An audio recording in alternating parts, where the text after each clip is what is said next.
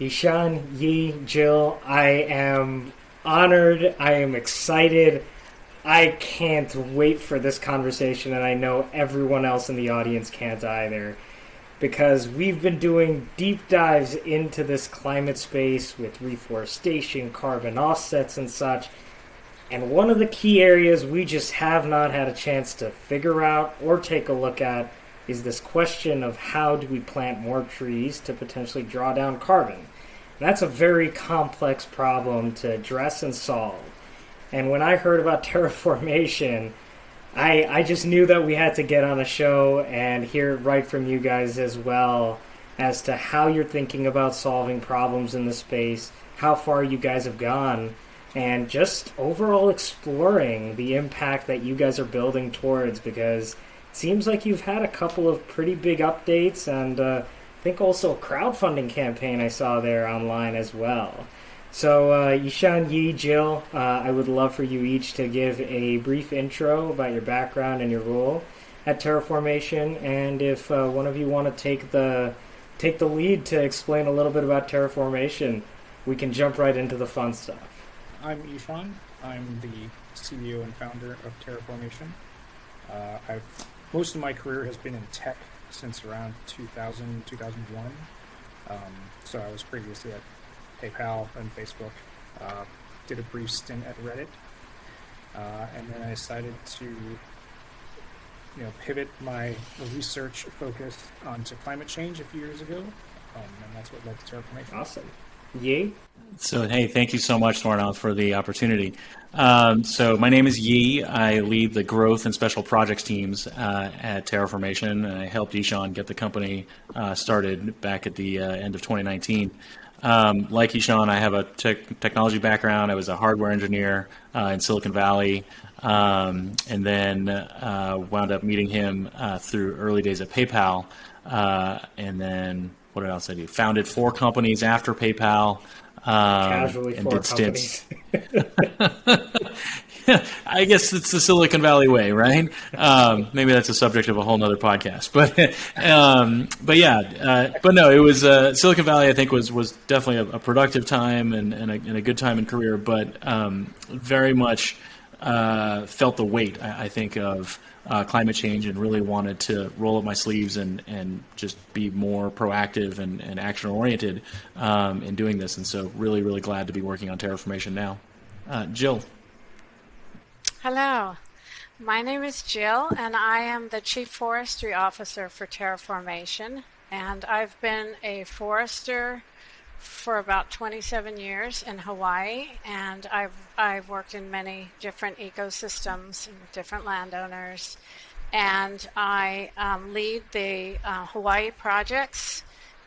We do ecological restoration in Hawaii, and I lead the international partnerships. We have worldwide partnerships that we're developing. So you've been restoring forests of ours for 27 years.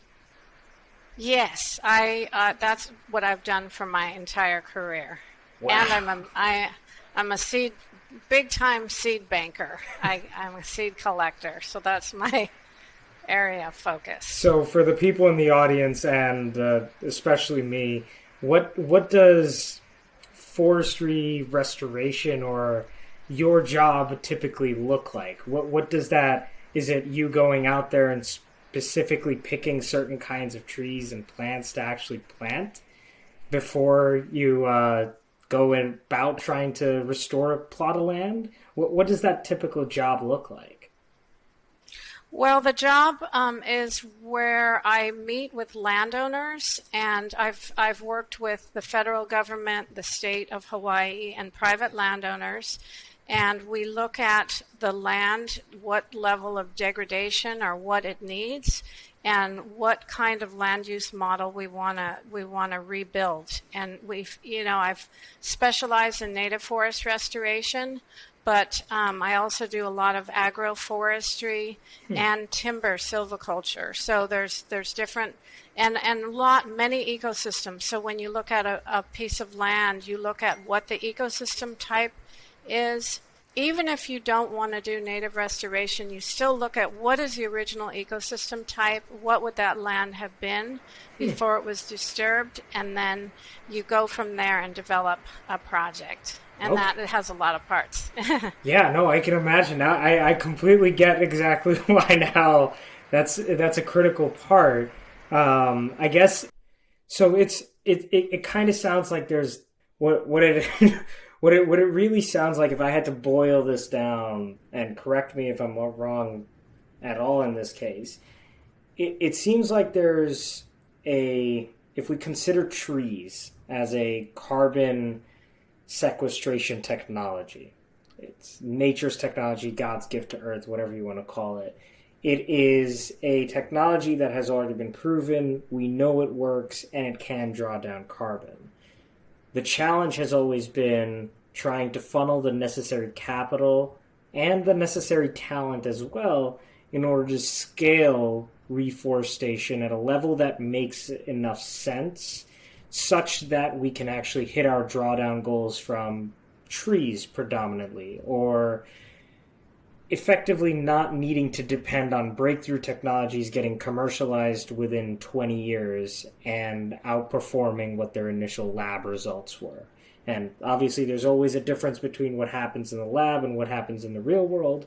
So it kind of seems like what you guys are trying to do is build that immediate solution to find a way to drive the necessary capital in to ensure that we're planting and reforesting or completing enough reforestation projects in the next 20 years so that we can avoid that 2 degrees of warming. Is that a correct understanding of what Terraformation is doing? It's a funnel to try and drive additional reforestation projects? Yeah, we think of it as a pipe to convert money into trees in the ground, and that conversion is complex, right? It involves creating, like working out project specifics, like you said, training enough people to be able to do it, and increasing the throughput of that pipe, so that it's roughly, we estimate, $1 to $3 trillion per year, right, of conversion of money into trees. Because there's plenty of money, not enough time, not enough people, but with enough trees, we could create the capacity to draw down all or most of the emissions. And get us to that 300 parts per million target that everyone talks about. Yes, yeah. I think we have most of the entire executive team here on the call today. And I always enjoy hearing founding stories. So I'd love to very briefly hear a little bit about Terraformation's founding story and what's driving you guys to even build something like this. Well, with the three of us, we came together over time. So I'm going to have to sort of synthesize this a little bit. And I guess, in my case, I was motivated by something pretty mundane. And it was too hot. And it wasn't a normal hot day. It was way too hot, right? Unseasonably, historically too hot. And I'm like, okay, this climate change thing has got to stop. And I think that was my moment. I think everybody who works in climate change, they have a moment, right, where it's a personal experience, or you read something, or you understand something, or you're a scientist and you do your research and here are the numbers, right? You have your moment. And I think we all had our moments at various times in our life.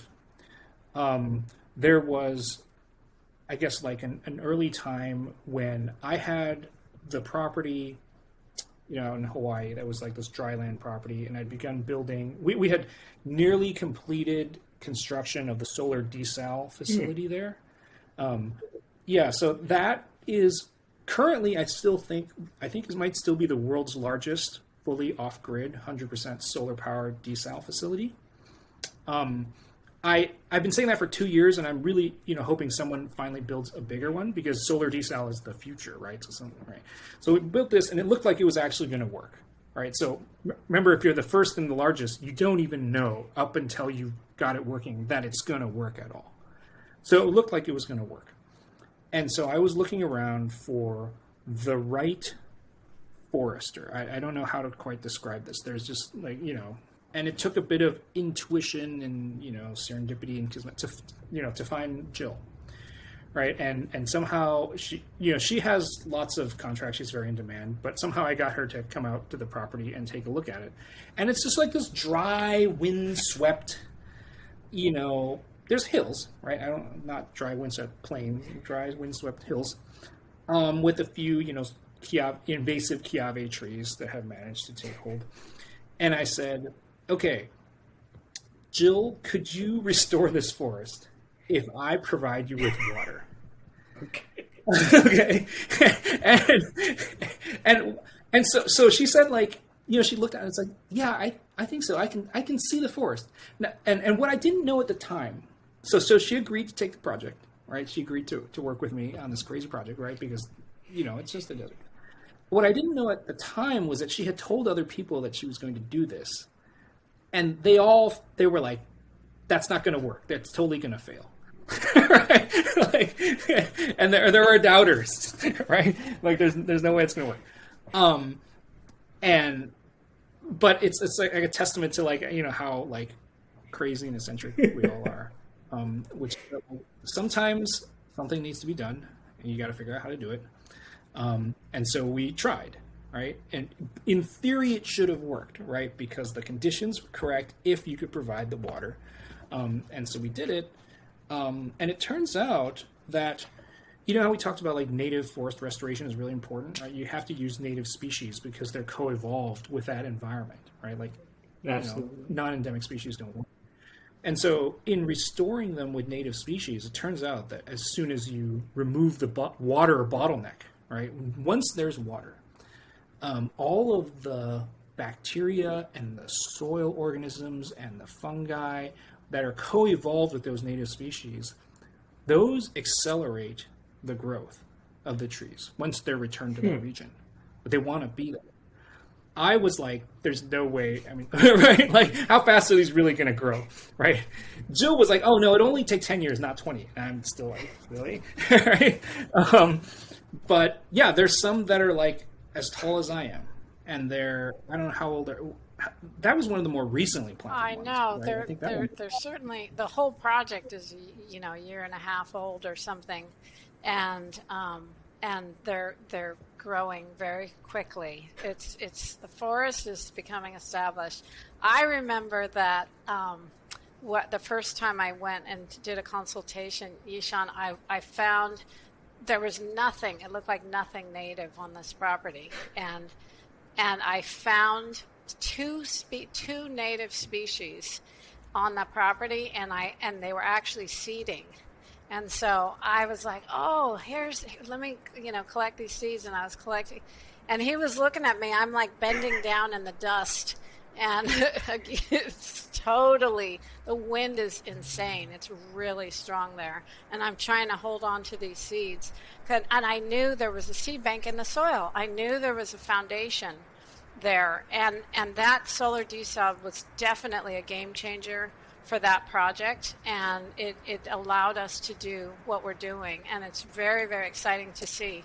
And I really wanted to do that project. It is very challenging, and this was before Terraformation started, so I didn't know we were going to evolve into Terraformation, but it was a really great challenge. Nevertheless, and I'm so glad that I was happy to take that on. So that's amazing. That's amazing. So I guess I'll have to make a trip out to Hawaii for part 2 of covering Terraformation. So I guess the best place to start here is there tends to be, you obviously mentioned that, it takes that first 10, maybe 20 years of tree maturity, and Jill or either of you might also have some context on this as well. The first 10 years of a tree's life isn't significant in its drawdown ability. But as you mentioned, hey, we can plant 1,000 trees or 10,000 trees today, and then in 10 years they'll begin to do what we were hoping they would do. My question always comes back to the common saying that we hear in this industry of carbon sequestration. is that the question of why can't we plant more trees is something that it's just not a viable solution. We need to invest into direct air capture. We need to invest into biomass storage through fallen trees. We need these 5,000 different solutions, and definitives don't exist in the world in truth. It's like there's never just black and white solutions. It's not just trees. It's not going to just be direct air capture. It'll be a blend. But it seems like reforestation, while important, most people tend to look at it as that's not a viable solution. Why is that a common, I guess, misconception that people have in the industry? And I imagine that has to do with a lack of understanding of what it takes to make a reforestation project valuable, and B, understanding how to actually scale reforestation efforts at a global level. Do you guys have any insight? And we can hit on both or one at a time, depending on how big or deep of a Pandora's box I've opened on both sides. Well, I can answer, I guess, like two parts of that. One is a very general thing, which is in many cases, reforestation is, so if you think of like the development of a carbon capture technology as having three phases, right? The first phase is prove in the lab. Second phase is make it into a product. And 3 is scale it. There's often, and people do this unconsciously, an unfair comparison when it comes to forests. And I'll say forest instead of trees because it is in fact a forest as a unit of carbon sequestration. People compare the challenge to forests of scaling with the challenge to something else as prove in the lab or make as a product. You've probably very, very rarely heard of any other competing solution talked about in terms of its scaling challenges, right? Like, for example, when you talk about, so here, I don't want to actually like criticize direct air capture too much because I actually think there's like a very good place for this. But when people talk about direct air capture versus trees, they talk about like, well, there's not enough land for all the trees, or how are you going to plant all these trees? Nobody talks about how many direct air capture installations you would need, right? Like, the answer is something around 40 to 50,000. And that'll take years to build, draw down. Right. Well, I mean, they'll work if you can build them, right? But there's a whole supply chain for all the things that you need to build them, right? Now, there's a supply chain for trees too, and that's all part of the scalability challenge. And so it's often this thing where it's global massive reforestation has challenges, but they're lesser than the scalability challenges of all these other ones. And often the other ones aren't even being considered on that basis. They're being considered on the basis of, does it work in the lab? Trees are already past that. So there's the tree one is running there's the there's part. not a direct conversation on the scalability today based on the current status of trees as a quote-unquote technology versus biomass storage versus using kelp versus using direct air capture, whatever, concrete that sequesters carbon. All of these technologies are viable solutions. They've just never been compared on scalability today alone. So right, that's the major difference that affects these conversations and causes people to think forests are not a scalable solution. Now, there is one other, I guess, like it's a unique criticism of forests, which has some validity, and until recently, it was completely valid. And this is that the amount of forests needed to offset, all of our, to solve the whole problem, was more than the available land on which we have available that has enough natural rainfall to plant forests. Right now the funny thing about this is twofold.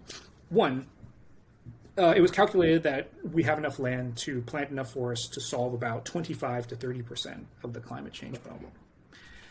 And so there's this weird, psychological quirk where people hear that and they say, "Oh, it'll only solve 30% of the problem. Okay, forget it. Like, don't do it." Right? And then they just dismiss it. Right? But that's actually irrational. What you should do is, if you have a solution that can solve 30% of climate change, you should immediately do it, right? Because no other solution does more than like 1%. Right? So there was that weirdness. And so one of the things that we needed to show, because humans are kind of irrational and want something that's like, can you get all the way, is it possible to get more land? All right. And before it wasn't, because primarily just because of a lack of water. Right? There is, in fact, enough land, but it doesn't get enough natural rainfall. And you can regreen deserts if you can bring in enough fresh water. But there's no way we could do it at scale, right, to solve a planetary level regreening of dry, desertified, degraded lands, deserts that in ancient times were forests that we could reverse, right, with the current freshwater scarcity problem.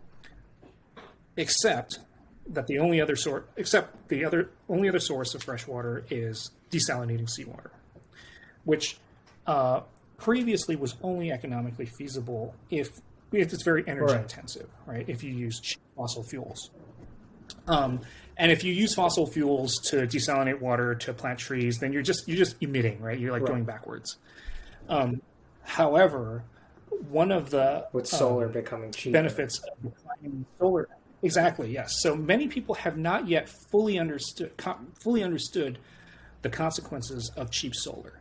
Cheap solar basically means a whole bunch of things are possible, subject to certain criteria. And one of the things that fits that criteria is, in fact, desalination. So now we can desalinate using clean energy, arbitrarily large amounts of seawater. I actually believe that this will actually change the world. It will solve the freshwater scarcity problem, and in fact, lead to an era of like unprecedented economic growth worldwide.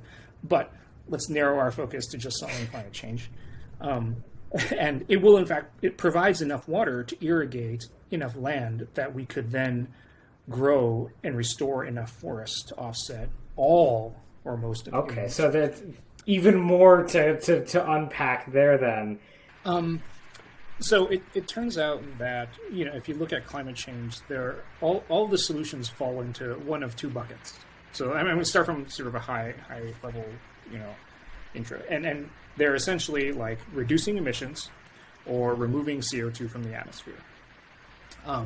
There's a lot of people who are working on reducing emissions, not as many people working on directly removing CO2 from the atmosphere. But that's something that we're definitely going to have to do. Because if you read the recent IPCC AR6 report that just came out, it actually says that if the world meets all of its net zero commitments by 2050, which is already an extremely ambitious goal, right? People are kind of like, oh, we're never going to do this. But let's say we do, we're still going to have 2 degrees of warming through the end of the century. And beyond, right? The models actually only go to the end of the century, and so it's not like it stops there. We don't Life know continues. So today, by the way, we've had, I think, 1.1 or 1.2 degrees of warming. So all of the crazy weather events and the flooding that you've seen are the result of 0.1 degree of warming. so the whole like limited to 1.5, limited to 2 degrees. We don't even know what's between here and there. And this has just been 0.1. So, yes, this is 0.1. So even if we hit those net zero commitments, we still have a bunch of extra CO2 in the atmosphere floating around. So we need to remove it at scale. If we can reduce it back down to pre-industrial age levels and hit net zero in 2050, then we can actually have the problem solved around the middle of the century, right? Then we'll probably be okay. It will be a tough few decades between now and then, but we can do it. So if you want to do something at massive scale, that strategy is dominated by the per unit economics, which is to say, what is the cheapest way to remove a ton of CO2, and can you do a lot of that? Now, if you look at all of the possible proposals for that, all of the methods we have for removing CO2, right now planting trees, right? Like trees are just like by far, by an order of magnitude, by far the most effective one. They're the most efficient, they're the most cost effective, and most importantly, they are immediately scalable. Many technological solutions have been shown to work, but it takes a much longer time than most people expect to bring like a technology to market and then to scale it to worldwide distribution. A lot of people don't realize this because Silicon Valley marketing is very effective at making you feel like, boom, we created this new thing overnight. Right? But if you've ever tried to invest in a new science or a new technology, you realize it takes a lot longer to go from, hey, we showed that this worked in the lab. Now we're going to create a product that people can use, and then we're going to build up this whole supply chain and distribution infrastructure so that it has like reaches global scale. Right? Like in 1999, I got my first cell phone. Right? It was like one of the first like consumer affordable cell phones. The first cell phone that was ever built was in 1973. So that took 20 years to go from lab prototype. Actually, that was the first product to something that most consumers could buy in 1999. Right? I remember it was kind of a financial stretch for me because I was still in college. Right? And I think they saddled me with a 2-year contract or something. Right? Yeah, but it's still 20 years later that now cell phones have reached 70% global penetration. Right, that's 20 years to take what is arguably one of the most useful inventions. Yeah, for human communication. Right? There's no shortage of demand. Yeah, exactly. Right, it's totally changed the world. But it still took 20 years from it's a product to everyone has it.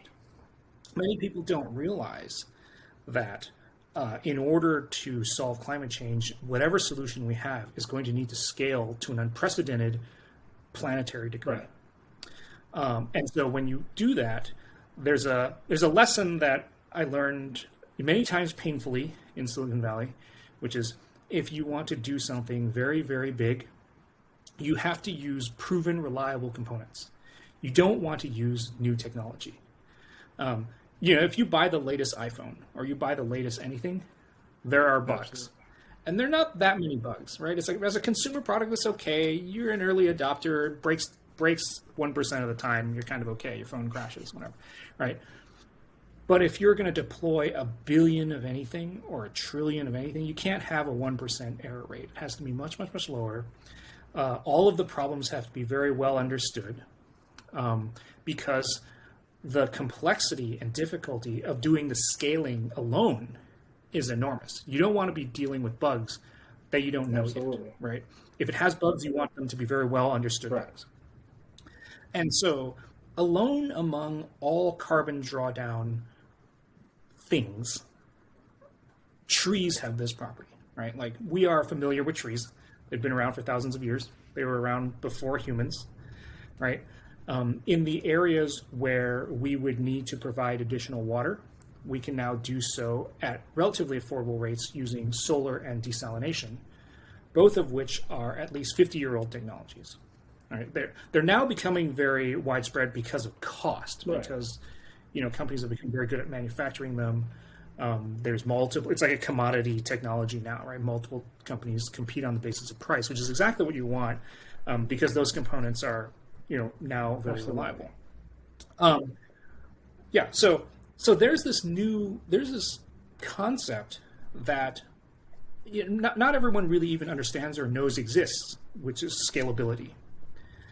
Because you sort of think of things as just growing on their own, right? You think of industries growing on their own. It's natural. Business growing on its own.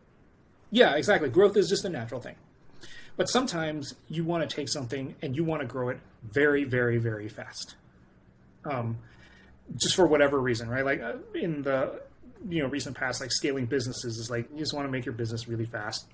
You're really big, really fast. Or the common Twitter feedback is just throw every VC dollar into Twitter, Google, Facebook ads, and that's how you grow something really fast. Yeah. You just want to grow. Yeah, I just want to grow it really fast. In our case, we want to grow and implement the solution really, really fast because time is running Right. out, right? The whole point of fast is you're trading off money Right. for time.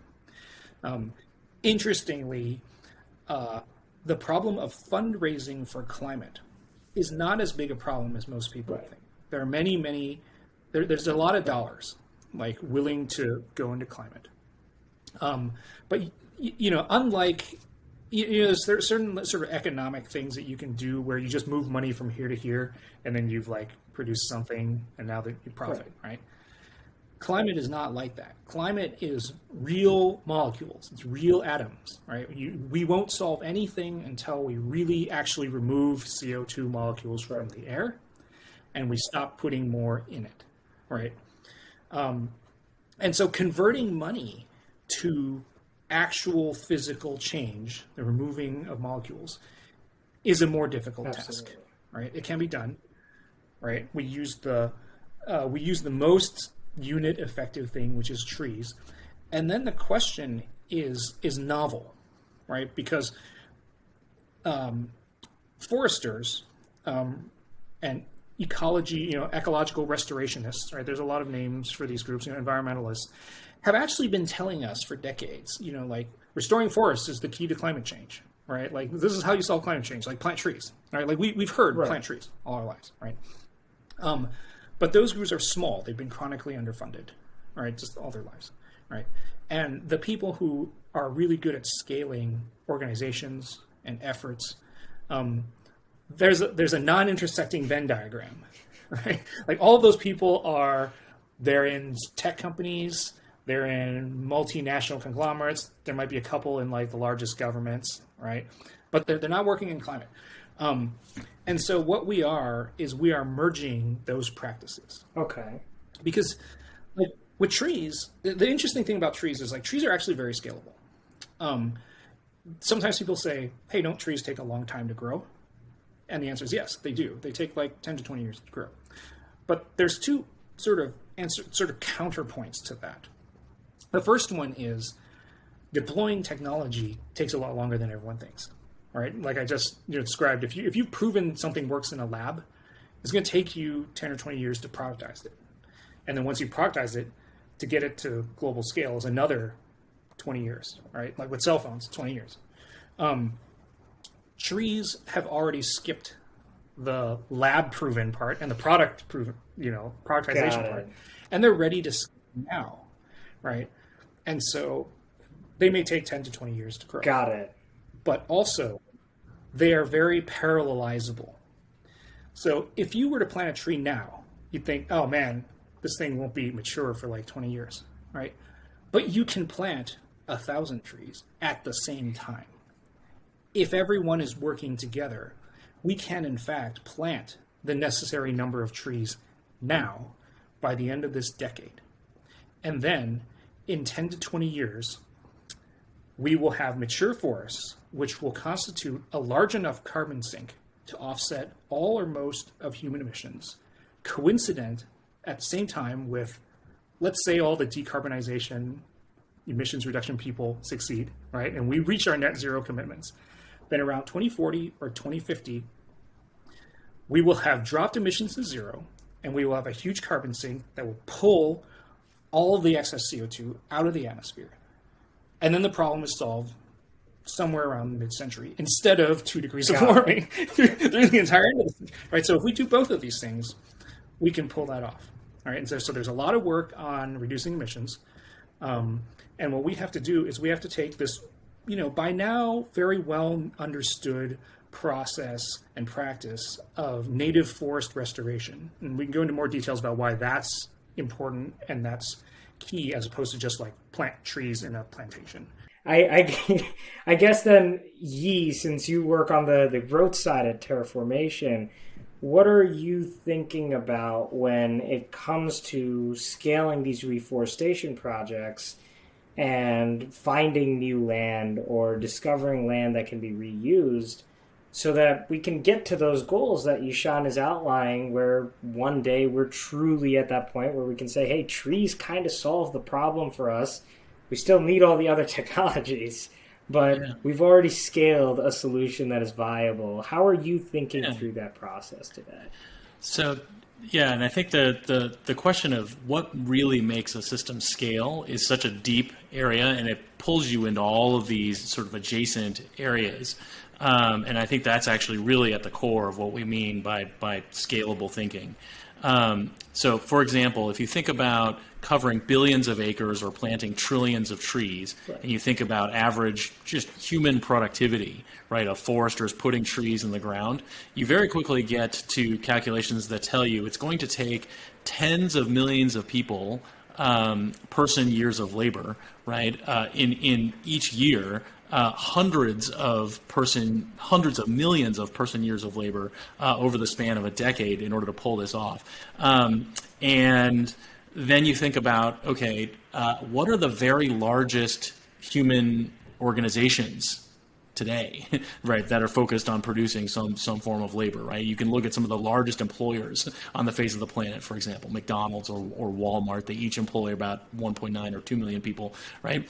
And as soon as you start to think about that, you realize, okay, this is like Terraformation's mission cannot be about we ourselves somehow putting in that much labor or planting all those trees or covering all those acres ourselves. Right. Instead, scalability has to mean starting this global movement whereby hundreds of companies the size of McDonald's or Walmart are created in the next decade and are equipped with everything that they need to go and affect that amount of tree planting. And if you think about that, then you realize, okay, you're not talking about just creating forests. You're talking about creating forestry-based livelihoods, Right. actually, for tens or hundreds of millions of people around the world.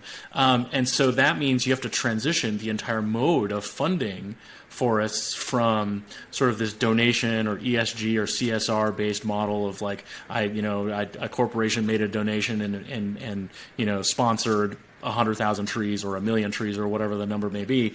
And instead you got to think about if you're creating a livelihood now, not just this one-time event of a tree planting, right? If you're creating a long-spanning livelihood for people, then you really actually need to create these very enduring business models that can be funded through a multi-trillion-dollar asset class that needs to be created that will fund tech-accelerated forestry, right? And if again, I just keep pulling the thread here on the sweater, right? Every bit of technology that we create, right, can't, again, because it's not just going to be the work of Terraformation itself, right? Every piece of technology, every piece of hardware, the specs, every code, every line of code of software, right? It all needs to be open sourced because we need to create this massive movement where anybody can come and plug in, right? Even down to the level of like the individual foresters themselves, right? Jill and I had this conversation very early on in the company's history where we thought, just a thought experiment, right? Like how many trained foresters are there in the world? And you can look up, there's like several hundred forestry training institutions in the world, and you can think about their attendance and how many, matriculated graduates they might have per year and how many of those people are still active, et cetera.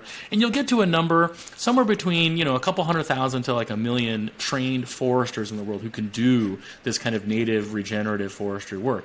Okay, well, so then we're not in the business of just hiring foresters and putting them to work. We need to actually be in the business of training an entire new generation of foresters all around the world, right? So when we talk about growth, when we talk about scale, and we talk about preparing the world for this kind of scalability, like those are some concrete examples of like transitioning from donations to an asset class, transitioning from like proprietary technology to open technology, thinking about employment versus like creating a whole generation of forest entrepreneurs, right? Like that's the type of thinking that we're engaged in day to day. And then we we actually have initiatives against each of those kinds of efforts. And does that result does that result in like a community? So is Terraformation focused on trying to grow the number of foresters across the globe?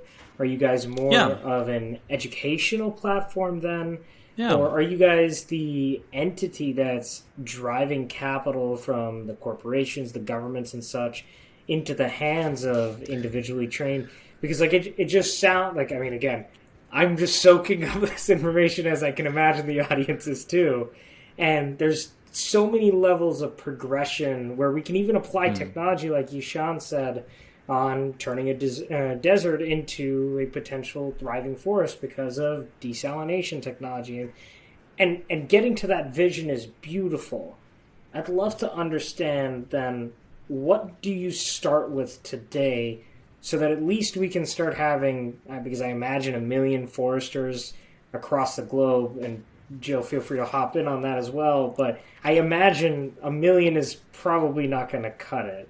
And it proves true to the, well, I guess maybe trees aren't the solution kind of, I guess, misnomer that people currently have about it. So what do we start with today, and how are you guys thinking about it? So I would say this is one of the touchstones, I would say, of Terraformation just internally, because tackling, if you just drop, go plant 1 trillion trees as like one massive goal on a group of any size group of people. I mean, it's hard to say where to get started, and hard to to start to take that first bite, right, or take that first step. So really, what we did is to think about starting off just very project by project tactically, right? If you have 50 acres of land under your control today, and you're trying to get to billions of acres covered by net new regenerated forest over the course of a decade, well, there's basically 8 more zeros to add on from the back of 50 to get all the way up to billions kind of scale, right? 9 zeros. And so if you had to tack on 8 more zeros in the course of a decade, well, then let's create a goal for ourselves to basically increase everything that we're doing by an order of magnitude each year. And if we manage to do that successively 8 years in a row, then you're done. You get, over the course of a decade, you can give yourself two mess up years. You can get 2 buys and still achieve your goal in a decade. So that's literally, like, if you talk to anybody from Terraformation and you say 10x, they'll be like, yep, I get it, 10x. Okay. That's our goal, 10x every year. So like, it seems kind of crazy, but it has one, saving grace to it, which is it brackets for you very clearly what you need to do every year. All right, so every year we can say, okay, we planted this many trees across this many acres. Next year, the target is 10 times as much. So everything falls out of that, right? It's like, okay, negotiate land access deals of this many acres. Sometimes you have to do a few things like years before, right? We have to collect seeds, right? You have to germinate a certain number of plants. To do that, you have to have a certain amount of nursery capacity, right? Secure this nursery capacity, right? You need enough people. Hire this many people, right? You're going to need these machines. Get these machines. A lot of this is, in fact, it's very nuts and bolts blocking and tackling, except most people don't think about it in this conscious, driven way of reach that 10x this year, back out all the things you need to do, and that's part of the scalability thinking. And so we apply that year after year, do 10x. There's some like sort of phase changes. One of them is like doing them as an organization, and then the other one is at some point you transition to like effecting other organizations and helping them do it, right? But in the beginning, we have to show that we can scale, because you're sort of the champion for this mode of operation, so that other people then look at us and copy us and say, hey, we can scale at this rate too, right? Like, there's hope. One interesting thing is, like, people think there's no hope. They can't reach, this scale. And we say, okay, here's the route. It's really hard, but these are the steps that we're going to take. And that way you can actually set a standard for it. I guess then, because now this opens up or gets closer to that asset class concept both of you have brought up so far. And once we kind of understand this growth mentality towards tree planting, reforestation, and I think it really branches into like the technical end of like, okay, well, what do we have to think about from a forestry end? But starting on this asset class kind of conversation, where are you guys seeing in this process of 10xing or driving the acquisition of new land, finding new nurseries, germinating the right number of seeds, training the right number of people? Where does Terraformation play in that? And how are you demonstrating to other organizations, other entities, that, hey, this is something that makes money, or it can be capital can be driven into this? Is it through, again, issuing carbon offsets? Like, how are you guys thinking about it from an economic end? Because it kind of makes sense now when you kind of simplify it to 10x. That's not simple, but we've seen that kind of growth happen before. And I'm sure, again, Silicon Valley backgrounds provide you significant years of experience and understanding what that kind of growth mindset works. So I'm excited to see that. The 10x every year approach definitely kind of makes it more digestible as a outsider looking in as to what we need to do, rather than just telling me, hey, yeah, we got to get to 1 trillion trees in the next decade or 2 decades.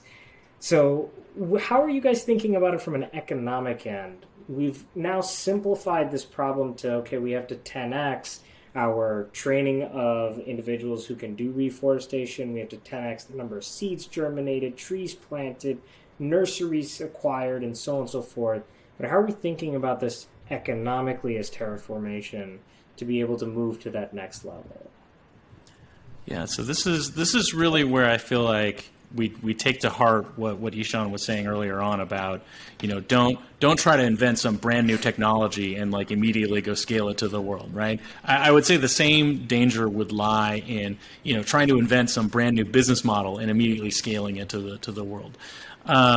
So we would like our forestry projects to rely on very tried and true and proven business models, and there are many. When it comes to forestry, there's a very long-standing business, an entire asset class. There's REITs and TMOs and bonds that are written against timber forestry. Same thing. There's investment vehicles that produce food forests. This is a centuries-old practice of growing cover canopies of trees and then growing crops underneath them, which tends to be actually better for both land rehabilitation and productive use of land. Silvopasture is another business model that can blend together ranching practices together with forestry. So there are these very old, proven business models around how to generate revenue and profits from plots of land that are put to forestry use. The question is, how do you harness those together with modern finance? How can you create bonds, or how can you create asset-backed securities, or how can you create REITs that are specifically targeted at producing those kinds of land uses, and what kind of rate of return would you be able to generate from them?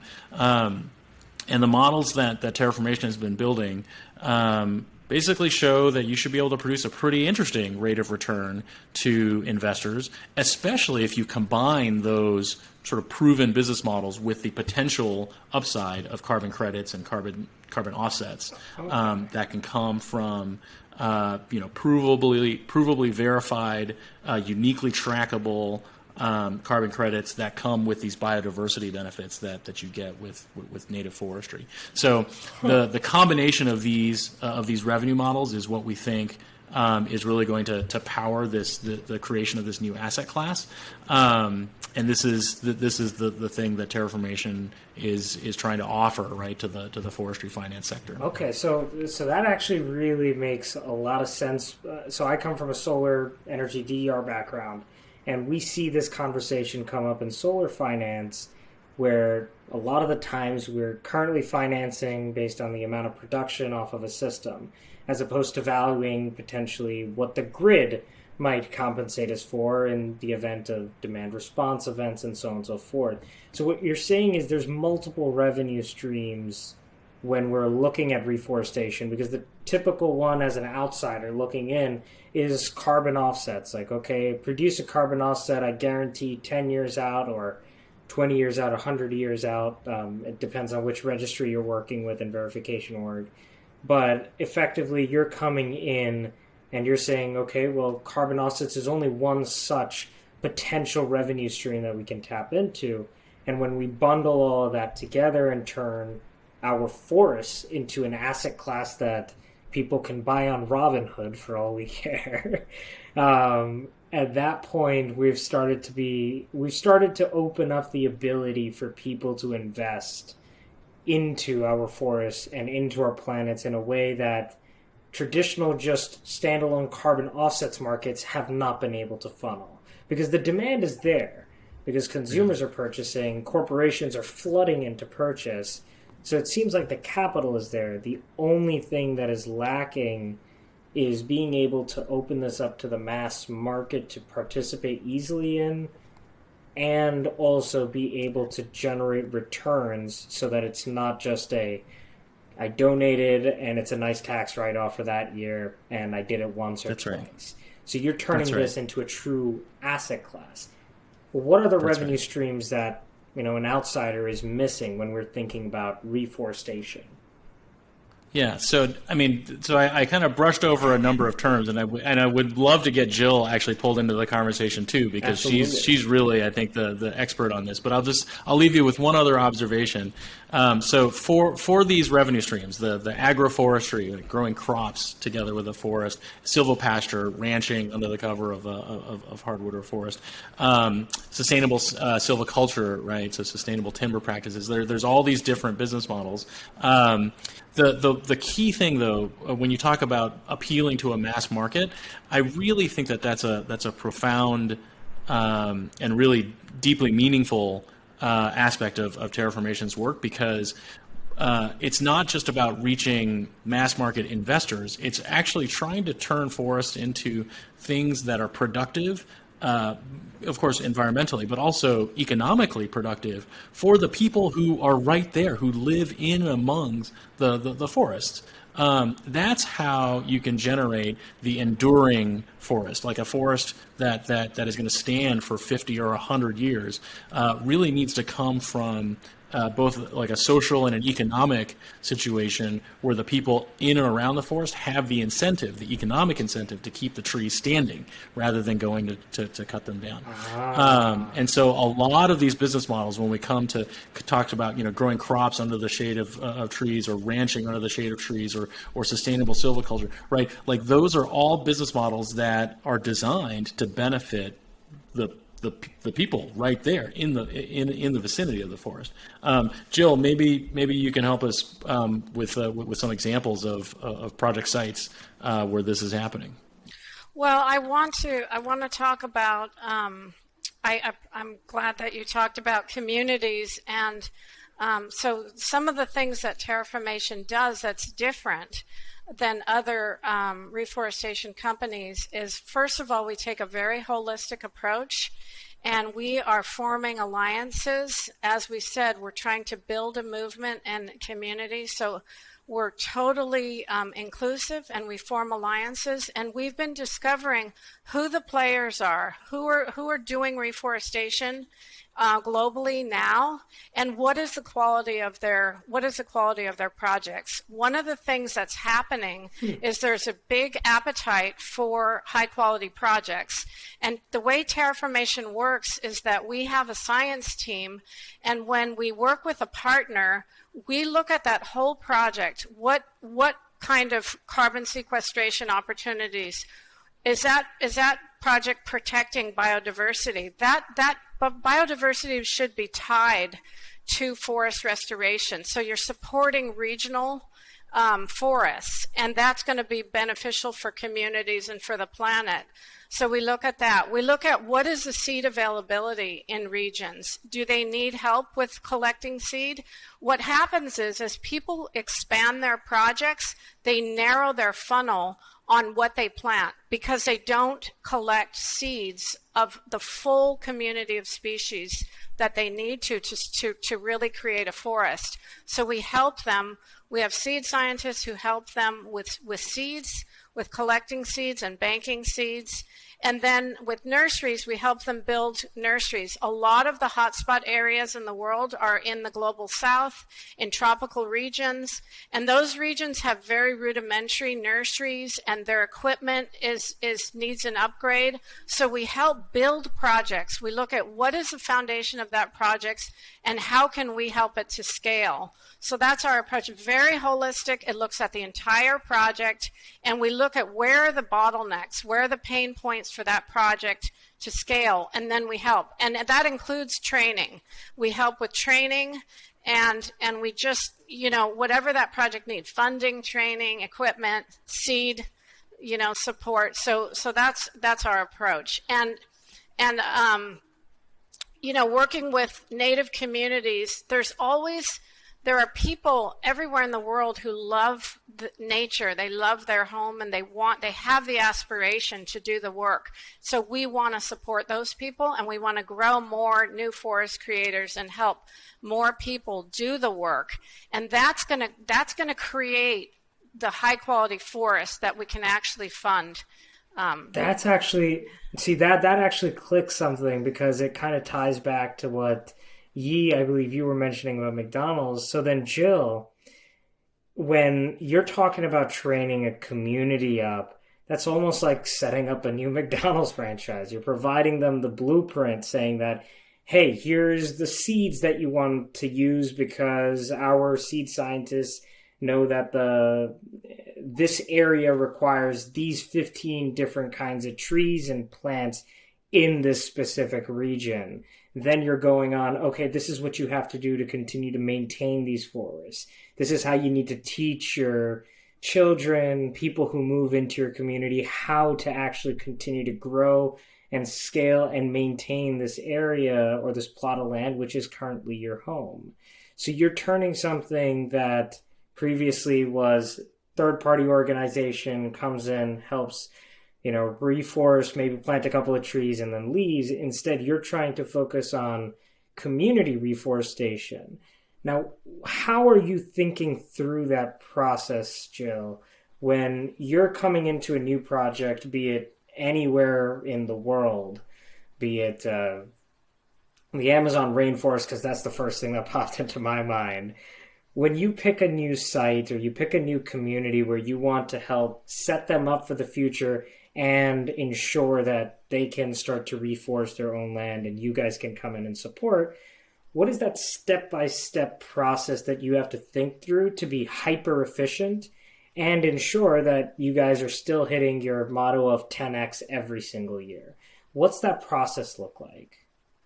Yes, that's a great question. I mean, the 10x thing, it's got to be built on quality. So if you try, so one of the reasons that large tree planting projects have failed is because they just focus on speed, and they don't focus on actually establishing and maintaining forests.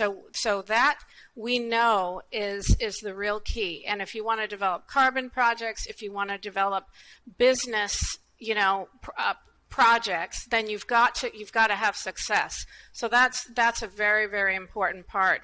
And what we do is we help the projects think about all of the aspects. We have soil scientists who look at the history of the region.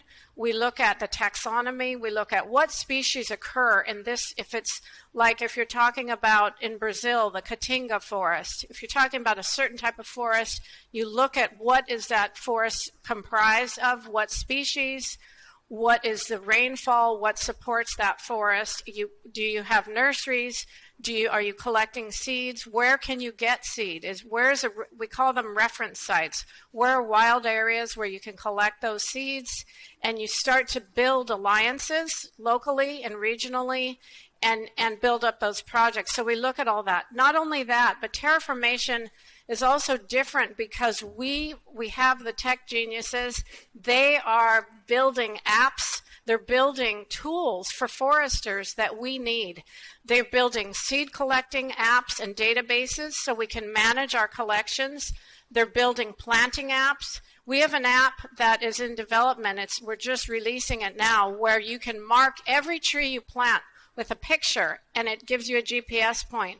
And what that does is that sets up the foundation for a carbon project in the future, because if you prove that you planted that seedling without a doubt, you've just set up your foundation. In the future, in 5 years, when you go to verification, you can use drones and satellites. That's all good, but you've set your baseline. So those are the kind of things that help build these projects and make them very strong. That's fascinating. We did mention we really like Pachama, right? So the idea is like when we create this like base data, right? So you know that there's a tree there, and as remote sensing technology improves, you can do successive passes of higher and higher quality, right? So let's say we just Pachama knows that there's a tree there, right? And as they get better at remote sensing and AI, they can make more accurate evaluation of the carbon stock that's there. Because right now you just have to kind of look and guess, right? But if you know certain ground truth data that you just collect at the point of that you establish at the point of planting, because the nice thing about location tracking of trees is that's way easier than location tracking of people, right? Like people care about privacy and they move around. Trees are essentially public, right? Satellites pass over, there's a tree, and trees don't move.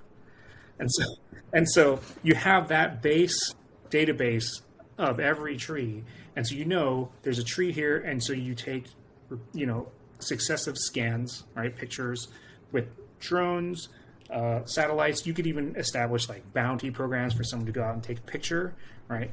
And that allows for that sort of basis for a much more improved carbon verification regime globally. And one of carbon accounting, accurate carbon accounting in the field of trees is one of the stumbling blocks to maturing the carbon market, right?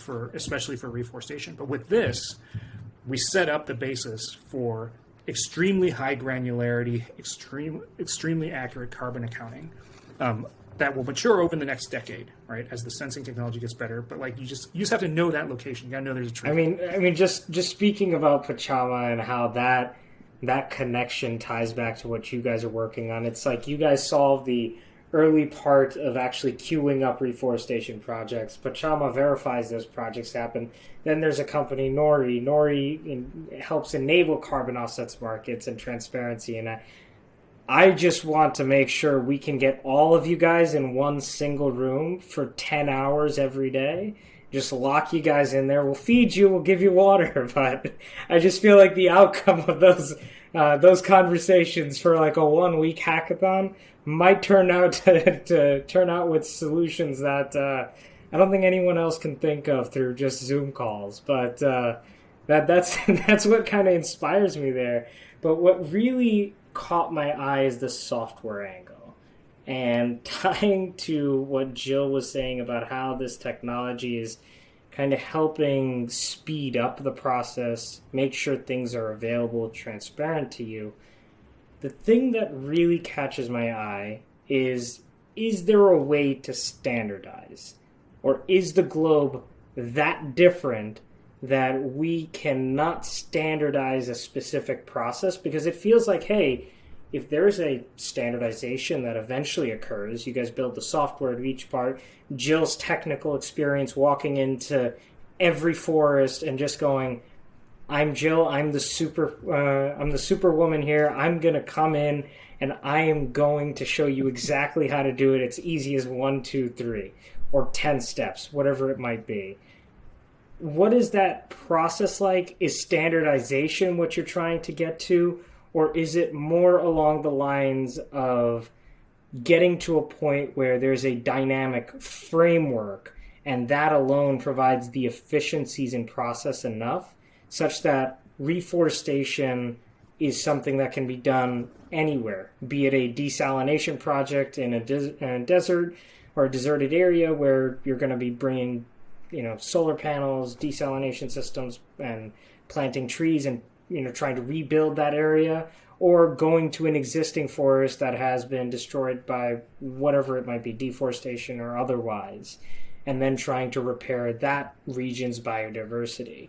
How are you thinking about that? I'd like to answer a few points on that. One is that some things are universal. So when you talk about seed collection and you talk about the process of preparing seeds for germination or for banking, those protocols are universal. So you use those same methods. What you do is you take those methods that ensure that you can have a live seed with good germination to regions, and then you focus on those regions, and those regions have unique species. So that's the approach, is that you can use that with a lot of things. You can really standardize them, but every region is unique and different, and you can adapt them locally as well, and you can use the local knowledge and you can use the local conditions to adapt. But a lot of things you can standardize, and you can go very, very far to scale. Okay, so then is there, because to Yi's point about potentially using different kinds of canopies or different styles of repair, which again, excuse my ignorance on this, I probably need to sit down with you guys for hours to understand all of this, but are there differences in the way you think about repairing so that you can get communities back into that region? Or is it more along the lines of, hey, we're doing a reforestation project here, here's what was here before, and here's what we're going to produce, we're just going to get this back to normal. But I imagine a deforested area or a area that's been devastated by natural disaster, those are regions where people may have already moved away from or too far away from. So how are you guys thinking about that community angle? Because I think that is something that a lot of people don't think about, and you guys are bringing that to light on today's show. Does that influence the decisions of how you reforest that area? Yes, because every region is very unique and special, and you need to look at what is the original ecosystem type, what is the land use history, what have people done there, what is the sort of the vision for that land. And you need to sort of, there's a lot of benefits you need to support. You need to support, Terraformation supports a lot of sustainability goals that the UN has put forth, the SDGs. So you're supporting communities' livelihoods, you're supporting the ecosystem services that these forests provide by creating them. And you're supporting wildlife habitats. So there's all these bottom lines. It's not just one thing. And when you do that, you really build success and you build sustainability and resilience. So the closer you get to native forests, the better off you are in terms of resiliency. Because if the farther you get from native forests, then plants that are non-native, especially from another continent or something like that. That's one of the big mistakes that people make in planting, is they try to go for just speed. They select species that grow fast, but then they crash either because of insect predation or they're not resilient to climate change. So you really do need to think about, it's so very regional, and that's important. Got it. Yeah, well, just to come back to the standards question,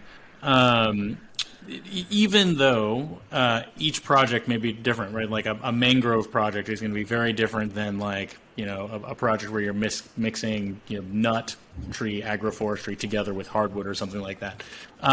Those are going to obviously involve very different plant species, very different forestry plans, but the template for the data that needs to be collected, like that data infrastructure that Jill was talking about, that's common across all the different projects. And so that's why we would say we think we'll be successful in creating an open source software platform for collection of the GPS coordinate that this tree went in the ground, the species designation of it, any like local varietal designations, right? Like the location that the seeds that tree was germinated from, right? Like those are very common data elements that we think we can build an open source platform around, and then let people customize the interface to however they would like the presentation layer to be, or to I don't know, take it and OEM it, like rebrand it to whatever your forestry company wants to be, right? I think that's totally fine as long as there are some common standards around the data capture that will enable these carbon-based business models or other business models to be pursued. And that standardization helps you then enable more communities to make decisions because they don't need as much specific knowledge as Jill has, but now they can be abstracted away from the process, which allows you to train more people, which you're leveraging technology to hit those 10x every single year goals. That's... Yeah, and the many different projects and the huge variety that we see, there's two sides to that, and one of them is what makes global forest restoration unique. The first is, of course, that we have this additional I don't know what you call it, like cost of adapting to the huge variety of people, communities, cultural standards everywhere. Right, that is not to be underestimated. I worked on internationalization at 2 prior companies, and that's an issue that very few people understand unless you do it. And it's just that like humans are very, very, very different, and you will need to adapt to local conditions. Like people there, users on the ground, communities on the ground, they will tell you what they need. Right, you can't go in expecting anything. However. And that is a huge undertaking. It's very hard. It's not to be under. However, our willingness to sort of confront that and build a flexible system that adapts and works with every local community everywhere in different biomes is a reflection of how, as a solution, massive forest restoration or global forest restoration is one of the most inclusive solutions to climate change. And I don't just say that because inclusivity is a buzzword today. It's actually really important because if you have a solution that can only be implemented by a relatively small number of people or countries or corporations, for example, an extremely high-tech solution that requires specialized components, that makes it more brittle. Because if you only have like a dozen companies that can produce this special machine and there's some sort of macroeconomic disruption in their supply chain, boom, now that solution is threatened, right? And when you're saving the planet, you need maximum safety and reliability, right? With massive forest restoration, we may have to, work with a huge variety of people, but that also means almost every community everywhere in the world can participate. That makes it a very resilient solution, right? Any one project that fails is more okay because other projects will succeed, right? And that is not the case with much more centralized and what you call like less inclusive solutions, right? Like because everyone can work on it. There's certain countries that can certainly contribute a lot to native forest restoration, but they wouldn't be able to build a direct air capture plant, right? And so this huge variety of projects has a cost because you just can't like standardize everything, right? Like engineers love to have a single standard. Absolutely. It's like boom, right? Right. You can't standardize everything, but it also is an advantage to the financing because historically, the problem with forest financing is not that forestry projects did not have revenue streams. They do.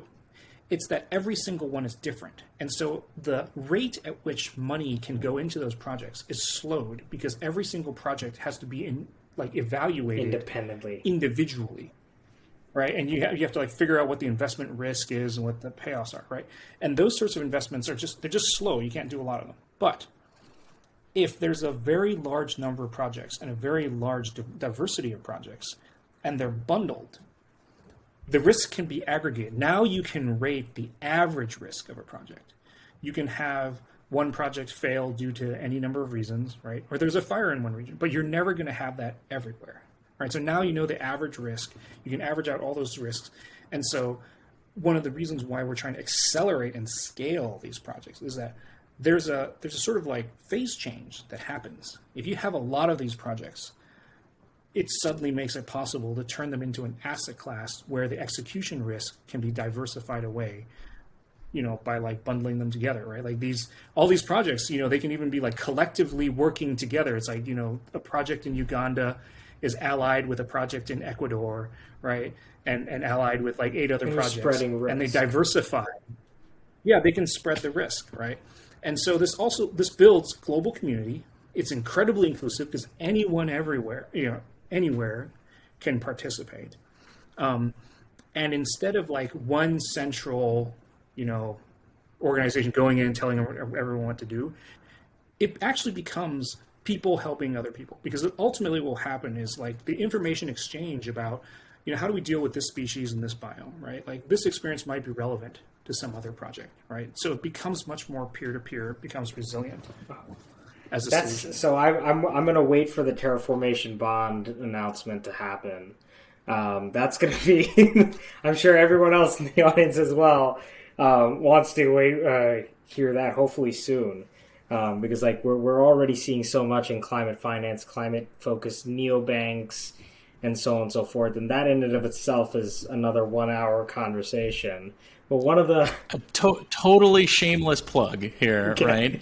If you don't want to wait for the bond announcement, you can participate in Terraformation's mission today by going to republic.co/terraformation. Awesome. We'll put that as the first link in the bio so that you guys can all check that out. One of the key things that I love, but I guess in closing, I love to give you all three the floor to either selfishly promote anything about Terraformation, jobs that you're hiring for, the crowdfunding campaign, or anything that you would like to drive people to. The floor is yours. Well, I think Yi's already mentioned the crowdfunding campaign. So that's at republic.co/terraformation. The purpose of that is we want to make this available to as many people as possible because we think climate change affects everyone. And so while we think the odds are long, the payoff is huge. Not just for the world, obviously, but economically, we are creating, what would be a huge era of economic Absolutely. growth. And so we want to allow as many people to participate in that, not just like a small number of wealthy investors. That's the crowdfunding thing. There's another thing that I sort of want to promote that I'm doing, which is I'm running a solar punk art contest. And the reason for that is, and I want to. Are we getting into NFTs? No. It's actually just I'm giving out cash prizes to original solar punk art.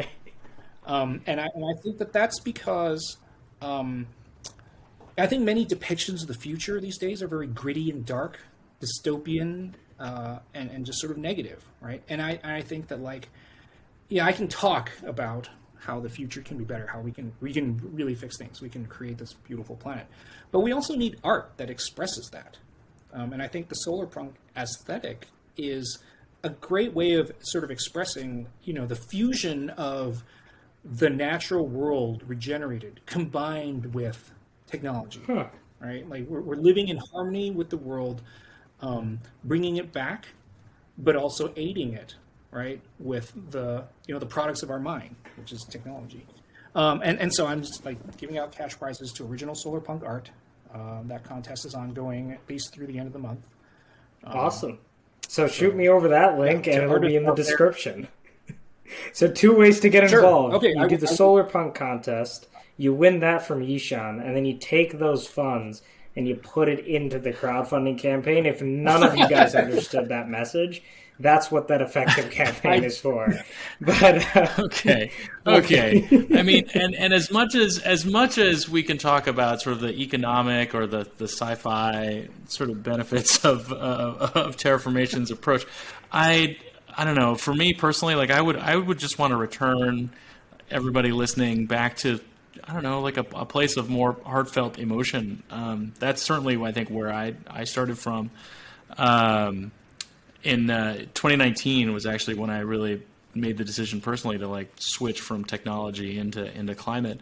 And my oldest kid that year was turning 12.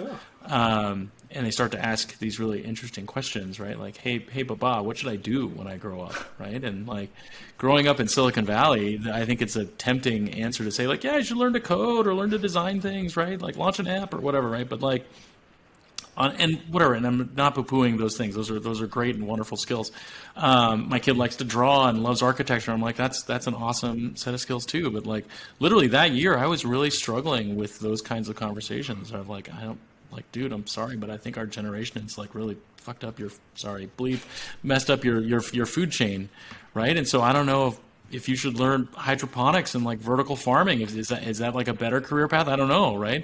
And I think it's just really hard as a parent to give advice to anybody in a future generation or in a growing generation if you yourself don't have confidence, right, in what the state of the world is going to be like. And so, more than anything else, I just really, I want people to look at Terraformation, to look at this whole burgeoning industry now of companies and organizations that are trying to focus on practical, implementable solutions, and to have confidence, to have faith that like this is not something that just like nameless government bureaucrats are either going to take care of or not on your behalf, but rather this is something that like just regular people, like we can do this together, and you can plug in to a company like Terraformation or a company like Pachama or others and actually make the solution happen. And we can do this.